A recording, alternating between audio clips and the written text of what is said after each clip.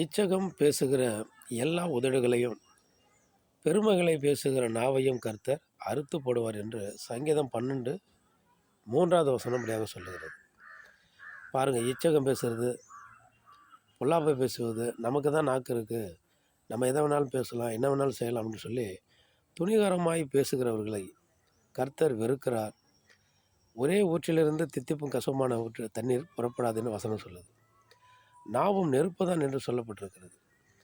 அப்போது இந்த சங்கீதம் 12:3 வசனம் என்ன சொல்லுதுன்னா, இச்சகம் பேசுகிற எல்லா உதடுகளையும் பெருமைகளை பேசுகிற நாவையும் கர்த்தர் அறுத்து போடுவார் என்று சொல்லப்பட்டிருக்கிறது. இதை படிக்கும் போதே அச்சமும் பயமுமாக இருக்கிறது. இப்படியாக அநேகர் தன்னுடைய வாய், என்னுடைய நாக்கு, நான் என்ன வேணாலும் பேசுவேன், என்னை யாரும் ஒன்றும் செய்ய முடியாது சொல்லி அப்படி பேசுகிறவர்கள் பின் நாட்களில் வாய் திறந்து பேச முடியாத ஒரு சூழ்நிலையிலையும் பல விதமான பிரச்சனைகளையும் போராட்டங்களையும் வியாதிகளையும் விழுந்து படாத பாடுபட்டு இருப்பாங்க. ஆனாலும் முன்னமே கர்த்தர் போதிக்கிற பொழுது, போதித்து புத்தி சொல்லுகிற பொழுது, அறிவுரை சொல்லுகிற பொழுது, அவர்களுக்கு உணர்த்தி காட்டுகிற பொழுது அதை ஏற்றுக்கொண்டு எப்படி வாழ வேண்டும் என்று கர்த்தருக்கு பயந்து வாழ வேண்டும். தன் நாவை காத்து கொள்ள வேண்டும், வாயை அடக்கி கொள்ள வேண்டும்.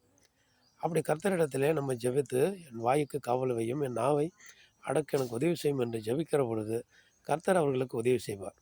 சிலர் என்ன சொன்னாலும் கேட்க மாட்டாங்க. ஏன்னா பிசாசின் ஆவி அவர்களுக்குள்ளே இருப்பதினால், சாத்தானுடைய ஆவி அவர்களுக்குள்ளே இருப்பதினால் அவர்கள் அடங்க மாட்டார்கள்.